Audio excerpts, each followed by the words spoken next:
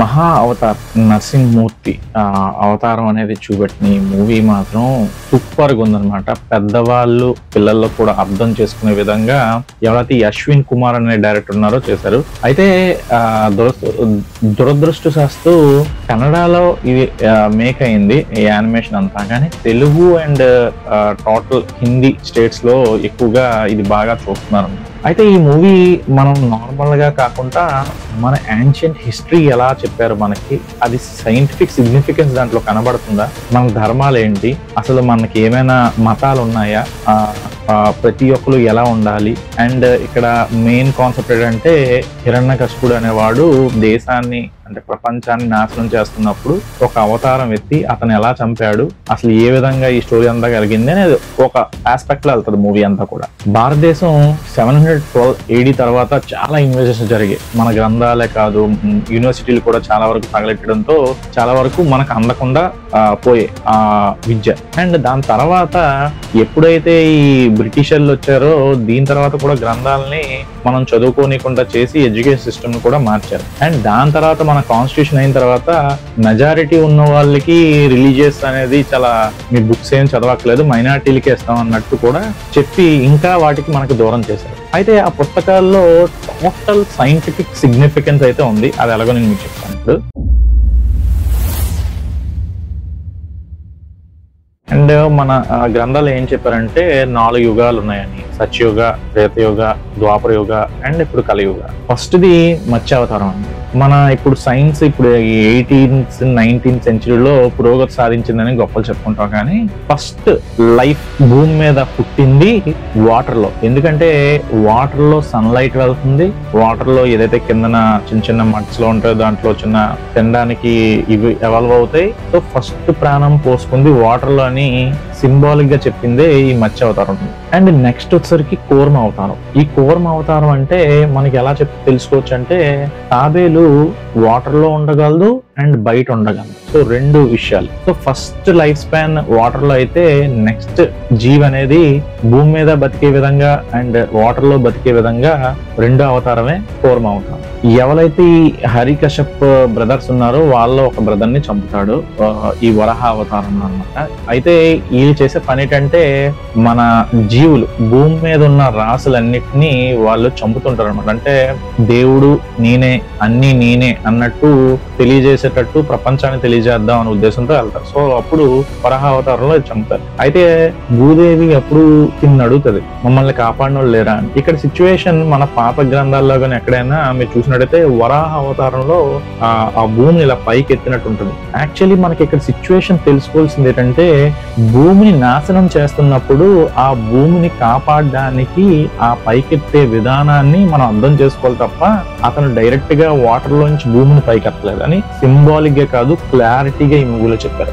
నరసింహ అవతారం ఇది సగం మనిషి సగం లైన్ అన్నమాట, అంటే మృగం. అంటే ఈ 2 కలిపి ఈ దీంట్లో కూడా హిరణ్యకశిపుడిని చంపడానికి అవతారం ఉంటారు. దీనికి చాలా హిస్టరీలో మీరు సినిమా చూసినట్టయితే అతనికి చీకట్లో చావకూడదు, వెలుతుల్లో చావకూడదు, భూమి మీద మనిషిగా పుట్టిన వాళ్ళు ఎవరో చంపలేరు, దేవుళ్ళు కూడా చంపలేరు, అండ్ ఇంటి బయట చావకూడదు, ఇంటి లోపల చావకూడదు అని చాలా రెస్ట్రిక్షన్స్ తో ఉంటాయి. సో అలాంటప్పుడు ఈ అవతారం ఎత్తి మానవ మనుగడకి ఒక మంచి ధర్మం వైపు వెళ్ళాలనే ఉద్దేశంతో ఈ అవతారం ఎత్తారనమాట. అంటే 4వ అవతారం మనిషి ప్లస్ సగం మృగం అనమాట.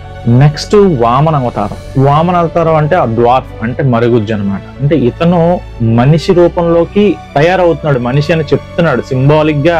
మన ఈ పుస్తకాలు చదివితే అది తెలుస్తుంది తప్ప ఆ పుస్తకాలు చదవకపోవడం వల్ల ఇదేం మనకు తెలియలేదు. సింబాలిక్ గా మనిషి రూపం అనేది ఇప్పుడు ఎత్తాడు అనమాట. ఈ రూపంలో బాలి అనే రాజుని ఇతనైతే సంహరిస్తాడు.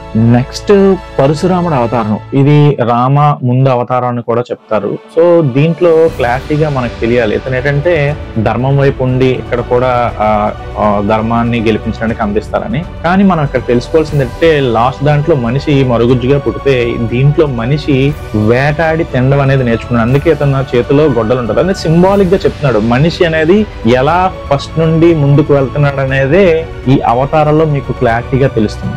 మనం ఇక్కడ ఒక విషయం గుర్తుంచుకోవాలి, వామన అవతారాల వరకు ఎక్కడ కూడా బయలాజికల్ అని లేదు. బట్ పరశురామ నుండి బయలాజికల్ బర్త్ స్టార్ట్ అయ్యి అంటే మనిషి ఆలోచించే విధానం ఇక్కడ నుండి స్టార్ట్ అయిందని క్లారిటీగా తెలుసుకోవాలి మనం. రామావతారం ఇది ఆల్మోస్ట్ ఈ అవతారం లేకంటే ధర్మం మాట తప్పకూడదు అనే కాన్సెప్ట్ తో ఈ అవతారం అన్నమాట. అంటే ఎలా అంటే రిలేషన్స్ బిట్వీన్ అందరూ అన్నమాట, ప్రజల మధ్య గాని బంధుత్వాల మధ్య గాని ఏ మాట తప్పకూడదు. అందుకే రామబాణం చాలా పవర్ఫుల్ అంటారు. ఎందుకంటే అన్ని మాట తమ్ముడు జవదాటుడు, భార్య మాట భర్త జవదాటడు, తండ్రి మాట కొడుకు జవదాటడు. సో ఈ అన్ని క్యాల్కులేషన్ అంటే రిలేషన్షిప్స్ అండ్ బాండింగ్స్ అన్ని కూడా మానవుడు ఇక్కడ నుండి స్టార్ట్ అయిందని సింబాలిక్ గా రామాయణం చెప్తాం. కృష్ణ అవతారం, ఈ అవతారం గురించి చెప్పాలంటే అసలు సింపుల్ గా స్మాల్ వీడియో అయితే సరిపోదు, బట్ అయినా స్మాల్ గా తెలుసుకుందాం. ఈ అవతారం అనేది ఎంత ఇది అంటే,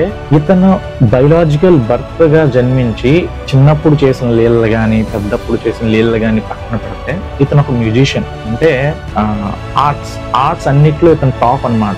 అంటే మ్యూజిషియన్ లో గాని ఈ వారియర్ లో గాని విజ్డమ్ లో గాని సో ఇతన్ని మించి టాప్ మోస్ట్ అన్నలేదు. ఎందుకంటే సముద్రం మధ్యలోనే ఒక కింగ్డమ్ కట్టారంటే that call the simplification of architecture. అంటే అతని ఆర్కిటెక్చర్ ఎంత ఉందో చూడాలి. సో వీళ్ళందరూ మన ఏన్షియంట్ పీపుల్స్ అని ఫస్ట్ మనం రికగ్నైజ్ అవ్వాలి. సో ఇక్కడ నుండి భారతదేశం ఈ సైన్స్ అండ్ టెక్నాలజీ వైపు వెళ్తూ ధర్మం వైపు నించోవాలి. ఇక్కడ కూడా సింబాలిక్ గా ఎంత మన చుట్టూ రిలేషన్షిప్స్ ఉన్నా ఒకళ్ళు బ్యాడ్ గా ఉంటారు, ఒకళ్ళు గుడ్ గా ఉంటారు. బట్ గుడ్ వైపే నువ్వు ఉండాలని చెప్పేదే ఈ కృష్ణుడు అవతారం, బుద్ధుడు అవతారం. ఇప్పుడు ఆ ముందు కూడా ఈ రిలేషన్షిప్ బంధాలు అన్ని ఉన్నాయి, బట్ ఈ బంధాలన్నీ తెగించుకొని ధర్మం వైపే మనం ఉండాలి అని చెప్పేదే ఈ బుద్ధ ధర్మం అనమాట. అండ్ ఇతను ఆల్మోస్ట్ ఆ ముందు ఫస్ట్ అయితే బంధాలు ఉన్నాయి కానీ అంత పెద్ద యుద్ధాలు జరగలేదు, బట్ రెండోది చాలా పెద్ద యుద్ధం జరిగింది ధర్మం వైపు. అలాంటి యుద్ధాలు జరగకుండా మనం ఎప్పుడు శాంతియుతంగా ఉండాలి అని చెప్పేదే ఏదైతే ఈ బుద్ధుడు ఉన్నాడో ఇతను చెప్తాడనమాట. సో అంత శాంతియుతంగా ధర్మం వైపు ఉండాలని చెప్పిన అవతారమే ఈ బుద్ధుడు అవతారం. అయితే ఇప్పుడు మరి కలియుగంలో ఈ బ్యాడ్ థాట్స్ కానీ బ్యాడ్ థింకింగ్స్ కానీ అన్ని అంటే మన చుట్టూ ఉన్నంతా కూడా గుడ్ కన్నా బ్యాడ్ లేయర్స్ ఎక్కువైపోయాయి. సో దీన్ని అధిగమించడానికి వచ్చేదే నెక్స్ట్ కల్కి అవతారం అని మన పుస్తకాలు గ్రంథాల్లో చాలా వరకు మనకు చెప్పారు. మన పూర్వీకులను కాదు, ఈ మూవీస్ ఏం చేశాయంటే ఈ గ్రంథాల్లోవే చూపెట్టి దైవత్వం అని చెప్పారు కానీ ఒక మనిషి పుట్టుడుకు సైంటిఫిక్ గా ఇది ఒక రీజన్ గా పూర్తిగా స్టోరీ ప్రకారంగా చెప్తూ వస్తున్నారని మన పూర్వీకులు గమనించుకోలేకపోయాం మనం అయితే మాత్రం. సో మనకు తెలియాల్సింది ఏంటంటే ఈ పుస్తకాలు అనేవి చదివితే సైంటిఫిక్ గా బయలాజికల్ గా ఎక్కడ ఎలా జరిగింది అనేది మనకు క్లారిటీ వస్తుంది. ఇన్ని అవతారాల్లో ద బెస్ట్ 2 అవతారాల గురించి మనం ఎక్కువ మాట్లాడతాం. రామావతారం ఇచ్చిన మాట తప్పకూడదని, ఏం చేసినా ధర్మాన్ని ఎలా నిలబెట్టాలో చెప్పేదే కృష్ణ అవతారం. అయితే మన సైంటిస్టులు చెప్పింది ఈ భూమి పుట్టి ఆల్మోస్ట్ 4,32,000 సంవత్సరాలు ఎంతో అయిందంటున్నారు. మరి త్రేతాయుగం కూడా ఆల్మోస్ట్ ఆ ఈక్వల్ సీక్వెన్స్ తో వెళ్తుంది. భూమికి సూర్యుడికి మధ్య దూరం కొన్ని సంఖ్యల్లో చెప్పారు. అదే హనుమాన్ చాలీసాలో కూడా ఉంది. అంటే మన గ్రంథాలు మనకేం చెప్తున్నాయంటే స్టోరీ పరంగా ప్రతిదీ మనకి తెలియజేసే విధంగా ఉన్నాయి. బట్ మనం దైవత్వంలో ఉండి సైన్స్ విజ్డమ్ దీనిలోకి రాలేకపోయాం. ఎందుకంటే మనకి చెప్పే మూవీస్ లో గానీ మన పెద్దవాళ్ళకి అంతవరకు ఆ నాలెడ్జ్ ఇవ్వకపోవడంలో గానీ జరిగిన తప్పిదమే తప్ప. బట్ ఈ ఎవరైతే మూవీ మేకర్స్ ఉన్నారో నెక్స్ట్ అవతారాలన్నీ కూడా 2037 వరకు సినిమాలు చేసుకుని వచ్చారు కాబట్టి డెఫినెట్ గా ఇట్స్ వండర్ఫుల్. మన భారతదేశానికి ఈ పురాణాల చరిత్ర అనేది కూడా ఇప్పుడు జనరేషనే కాదు, నెక్స్ట్ జనరేషనే కాదు, పాత జనరేషన్ కూడా తెలుసుకుంటే, అందుకనే మన భారతదేశంలో మతం కన్నా మానవత్వం అనేది ఎక్కువ ఉంటది. ఇదొక్కటి గ్రహిస్తే సరిపోతుంది. జై హింద్.